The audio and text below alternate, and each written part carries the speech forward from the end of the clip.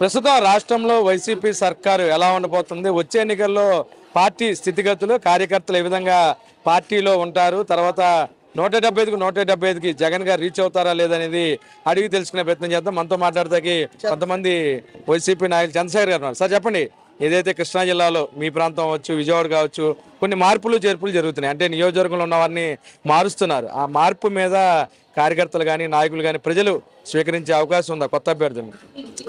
ప్రస్తుతం ఇక్కడ జరిగే కార్యక్రమం గురించి చెప్పి తర్వాత మీకు రాష్ట్ర పరిస్థితి, జిల్లా పరిస్థితి చెప్తాను. ప్రీతమ నాయకులు తూర్పు ఇన్ఛార్జి అవినాష్ గారి సోదరీమణి దేవినేని క్రాంతి, శ్రీమతి క్రాంతి గారు గడప గడప కార్యక్రమం నిర్వహిస్తున్నారు. విజయవంతంగా జరుగుతుంది. ప్రజలు కానీ, ఈ స్థానిక 11వ డివిజన్లో పార్టీ అభిమానులు కానీ, స్థానిక ఓటర్స్ కానీ చాలా అభిమానంగా రెస్పాన్స్ ఇస్తున్నారు, వెల్కమ్ చెప్తున్నారు. దాన్ని బట్టే తెలుస్తుంది వైఎస్ఆర్ పార్టీ రాష్ట్ర పార్టీ భవిష్యత్తు. అలాగే దేవినేని అవినాష్ గారు ఈ తూర్పు నియోజకవర్గంలో చేసిన కార్యక్రమాలు రాష్ట్రంలో ఏ నియోజకవర్గంలో జరగలా. ఇక్కడ ఎమ్మెల్యే ఎవరున్నా పనులు మాత్రం అవినాష్ గారు చేయించారు. వాళ్ళ 700 కోట్లతో అభివృద్ధి పనులు జరిగిన విజయవాడ మున్సిపల్ కార్పొరేషన్ పరిధిలో, తూర్పు నియోజకవర్గ పరిధిలో రాష్ట్రంలో ఎక్కడ ఏ నియోజకవర్గంలో జరగనన్ని అభివృద్ధి కార్యక్రమాలు దేవినేని అవినాష్ గారు చేశారు. ఇది ఇలా గడప గడపకి వైఎస్ఆర్ పార్టీ కార్యక్రమం జరుగుతుంది, కంటిన్యూగా జరుగుతుంది ఉధృతంగా. ఇకపోతే రాష్ట్ర పరిస్థితి అడిగారు. వైనాట్ 175 మా నాయకుడు చెప్పిన, ప్రీతం నాయకుడు జగన్మోహన్ రెడ్డి గారు చెప్పిన వైనాట్ 175 జరిగి తీరుతుంది. మధ్యలో ఎంతోమంది జెండాలు కలుపుకుని ఎంతోమంది వచ్చినా, ఎవరేం చేసినా ప్రజల అభిమానం, ప్రజల్లో మనసుల్లో, గుండెల్లో సుస్థిర స్థానం జగన్మోహన్ రెడ్డి గారు సంపాదించుకున్నారు. ఎన్నో ఆరోపణలు చేస్తారు. ఇప్పుడు పళ్ళున్న చెట్టుకు రాళ్ళు పడతాయి, మొండి చెట్టుకు రాళ్ళు పడవు కదా. అదేవిధంగా చేసేవాడిని ఇంకా అంటారు. ఇవన్నీ రాజకీయాల్లో మామూలే. వాళ్ళ అధికారం వచ్చిన తర్వాత ఏ ఒక్క ప్రజాప్రతినిధిని ఇంట్లో కూర్చోనివ్వకుండా గడప గడపకి ప్రభుత్వ కార్యక్రమాలని, ప్రతి కార్యక్రమానికి వాళ్ళని ప్రజల మధ్యకే పంపారు. ఇవాళ తెలుగుదేశం నాయకులు హైదరాబాద్లో కూర్చొని వచ్చి ఇక్కడ కౌలు చెబుతున్నారు. వాళ్ళ హెడ్ క్వార్టర్ హైదరాబాదు, పక్క రాష్ట్రంలో ఉండి ఇక్కడికి వచ్చి గడ్డలేస్తున్నారు. ఇవన్నీ జరిగేవి కాదు. వాళ్ళ ప్రయత్నాలు వృధా ప్రయాసే.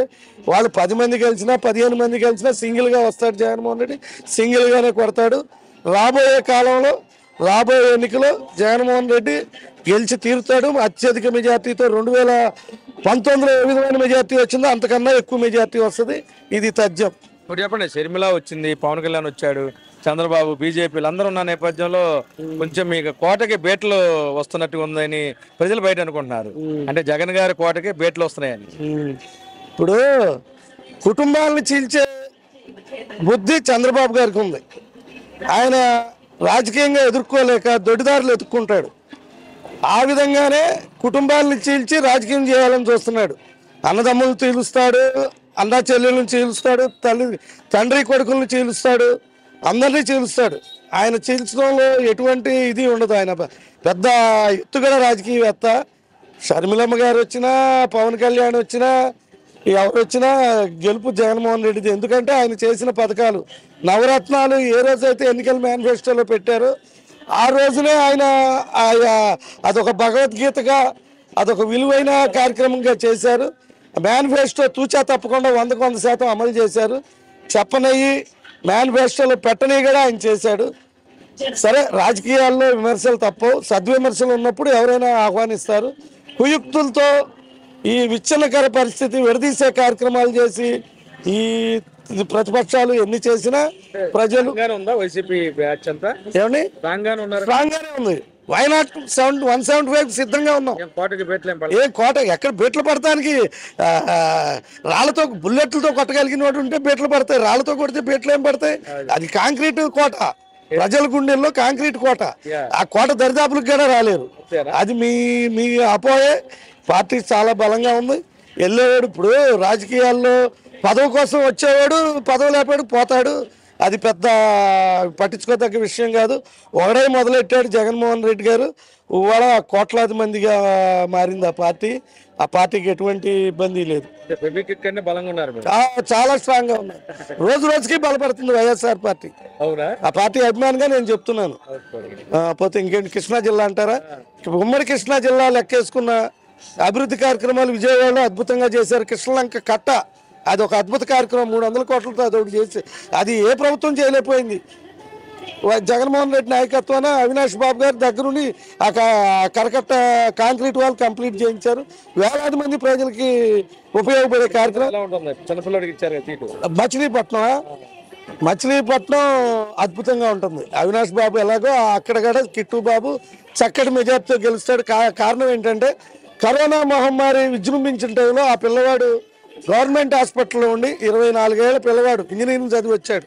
చక్కగా ఒక మంత్రి కుమారుడు ఈ విదేశాలు తిరగచ్చు, ఏదైనా చేయొచ్చు, వ్యాపారాలు అవన్నీ వదిలేసి కరోనా టైంలో మచిలీపట్నం ప్రాంత ప్రజలకి సర్వీస్ చేయాలనే ఉద్దేశంతో 3-4 నెలలు గవర్నమెంట్ హాస్పిటల్లో కూర్చుని వచ్చే ప్రజలకి ఏం కావాలి, వాళ్ళకి ఏ అనారోగ్య సమస్యలు ఉన్నాయి, కరోనా వల్ల వాళ్ళు ఎలా ఇబ్బంది పడుతున్నారని వాళ్ళని అక్కడ మచిలీపట్నం హాస్పిటల్లో ట్రీట్మెంట్ ఇచ్చి అక్కడ చాలిపోతే ప్రైవేట్ హాస్పిటల్కి పంపి, అది చాలిపోతే విజయవాడ ప్రభుత్వ ఏరియా హాస్పిటల్కి పంపించి చాలా మంది చేశారు. కొల్లు రవీంద్ర గారు ఇళ్లలో కూర్చొని చెప్పారు. వాళ్ళు ఒక రోజు వచ్చి వెళ్తే సరిపోదు.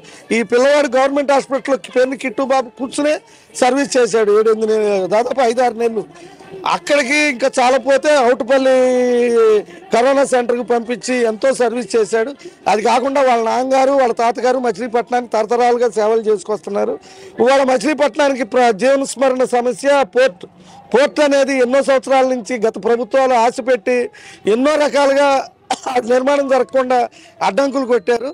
అవన్నీ పేరు నాని గారు జగన్మోహన్ రెడ్డి గారి నాయకత్వాన ఆ ముళ్ళన్నీ విడదీసి పోర్టు నిర్మాణం 800 నెలల క్రితం ప్రారంభించారు.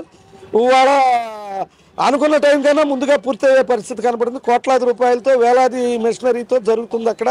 అలాగే మచిలీపట్నం హార్బర్, ఫిషింగ్ హార్బర్ 100 ఏళ్ల నాడు ఉండేది, అది ముఖద్వారం పూడిపోయి ఫిషింగ్ హార్బర్ మూసేశారు. అలాంటిది ఇవాళ అది 400 కోట్లతో ఫిషింగ్ హార్బర్ నిర్మాణం అయిపోవచ్చింది. అలాగే మెడికల్ కాలేజీ నిర్మాణం అయిపోయింది. సెప్టెంబర్లో ఫస్ట్ ఇయర్ మెడికల్ విద్యార్థులు జాయిన్ అయిపోయారు, క్లాసులు జరుగుతున్నాయి. అదే కాకుండా కృష్ణా యూనివర్సిటీ ఒకటి. మచిలీపట్నం ప్రాంత అభివృద్ధి ఎంతో బాగా చేశారు, ఎవరు చేయలేని విధంగా చేశారు వాళ్ళ నాన్నగారు. కాబట్టి కిట్టుబాబు విజయం తథ్యం. ఆ పిల్లవాడు ప్రజల్లోనే నిత్యం ఉంటాడు, ప్రజల కోసమే పోరాడతాడు. కాబట్టి మా జిల్లాలో యూత్ స్టార్స్ నెగ్గి కూర్చుంటారు. అవినాష్ బాబు అయినా అక్కడ కిట్టు బాబు అయినా మంచి మెజార్టీతో ప్రజలే గెలిపించుకుంటారు. ప్రథమంగాను ఆంధ్రప్రదేశ్లో వైఎస్ జగన్ గారి పథకాలు తర్వాత ఏదైతే ప్రజల్లో ఆయనకున్న విశ్వాసం బలం మొత్తం కూడాను కంచుకోటలాగా ప్రతి హృదయంలో కూడాను జగన్ గారు సుస్థిర స్థానం ఉన్న నేపథ్యంలో రాబోయే రోజుల్లో వైఎస్ఆర్సీపీ విజయడంక మోగిస్తాం ఖాయమంటున్నారు common man Koteswararao. Video journalist భానుతో కలిసి అబ్దుల్ అలీం, విజయవాడ.